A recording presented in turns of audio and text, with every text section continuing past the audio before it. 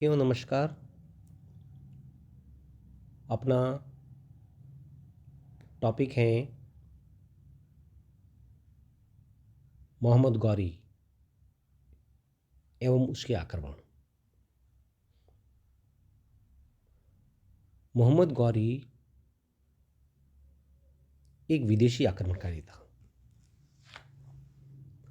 भारत में मुस्लिम साम्राज्य की स्थापना के साथ ही प्रारंभिक आक्रमणों में मोहम्मद गौरी का नाम प्रमुखता से लिया जाता है। मोहम्मद गौरी एक तुर्क था और उसने अपने आक्रमणों का केंद्र पश्चिमी भारत को बनाया। महमूद गजनवी के आक्रमण से ज़्यादा प्रभावकारी मोहम्मद गौरी का भारत पर आक्रमण था। महमूद गजनवी की तरह मोहम्मद गौरी सिर्फ लूट मार करके ही संतुष्ट होने वाला नहीं था, बल्कि वह भारत में एक स्थायी राज्य की स्थापना करना चाहता था। ध्यान रखिए, मोहम्मद गजनवी और गौरी के आक्रमण में बहुत बड़ा अंतर है।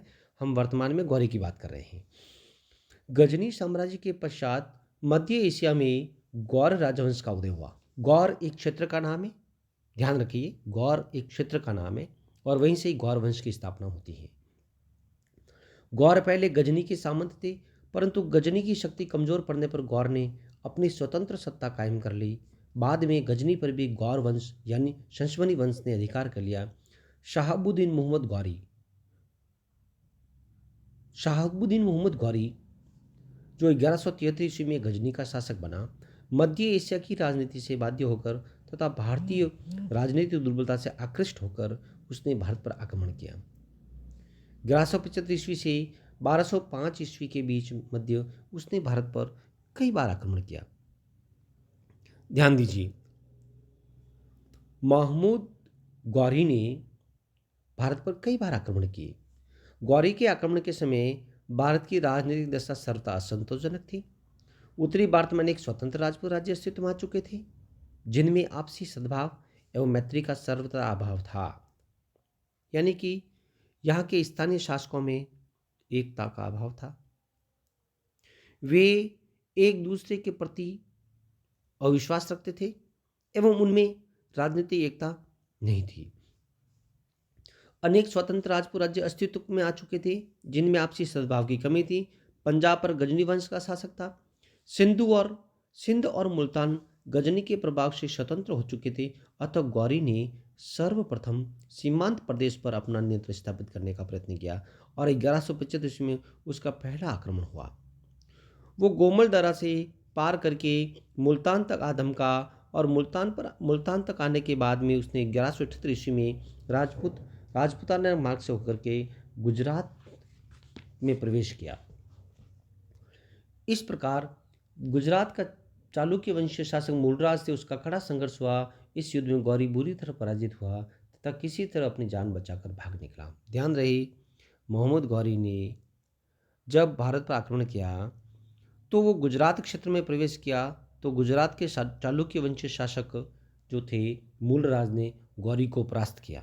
हमें ध्यान में रखना चाहिए, हम जब गौरी का अध्ययन करते हैं तो मात्र तराइन का द्वितीय युद्ध का जिक्र करते हैं, जिससे पृथ्वीराज चौहान की पराजय हुई थी और गौरी ने अपने राज्य की स्थापना की थी। लेकिन हमें ये भी जानकर होनी चाहिए कि जब गौरी के पूर्व आक्रमण होते उसमें गौरी को भी बुरी तरह से पराजय का सामना करना पड़ा था।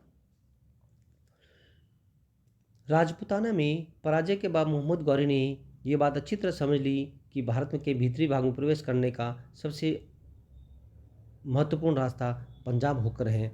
अतः अपनी सेना का पुनः संगठन कर वह पंजाब की विजय के लिए निकल पड़ा और 1189 ईस्वी में उसने पेशावर पर आसानी से अधिकार स्थापित कर लिया।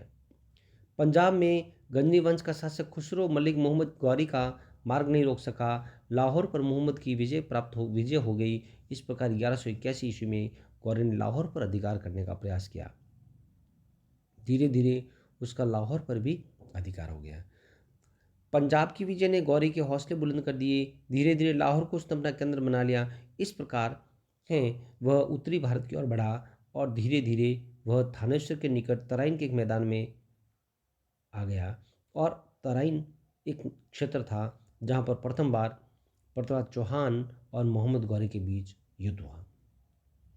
जिसे तराइन का प्रथम युद्ध कहा जाता है। 1151 ईस्वी में गौरी ने तराइन का प्रथम युद्ध हुआ, जिसमें पृथ्वीराज चौहान और गौरी के बीच एक भयंकर युद्ध हुआ, लेकिन गौरी को पराजित होना पड़ा। जब गौरी पराजित हुआ तो वह शांत नहीं बैठा और वापस है वह अपनी पराजय का बदला लेने के लिए उसने पूर्णतः तैयारी कर ली। इस प्रकार गौरी का जो प्रथम फेज था वह असफलता, निराशा, हताशा और हार का चरण था, लेकिन उसने इस हार को स्वीकार करने की बजाय अपनी संपूर्ण रूप से वापस सैनिक तैयारी में लग गया था। ऐसा माना जाता है कि गौरी ने धीरे धीरे वापस अपनी सैनिक शक्ति को संगठित करने का प्रयास किया और पुनः उसने भारत पर एक विशाल दृष्टि से आक्रमण करने की योजना बनाई। हमें इस बात की जानकारी होनी चाहिए कि तराइन के प्रथम युद्ध में गौरी परास्त हो गया था और पृथ्वीराज चौहान वापस है अपनी राजनीतिक जो क्षमता के आधार पर पुनः इकट्ठा नहीं हो पाए, और जिसका परिणाम हमें आगे अगले चरण में हम पढ़ेंगे, जिसमें तराइन का द्वितीय युद्ध होता है, जिसमें पृथ्वीराज चौहान की पराजय होती है, जो भारतीय इतिहास का एक महत्वपूर्ण कालखंड माना जाता है। इसके बारे में हम अध्ययन करेंगे। धन्यवाद।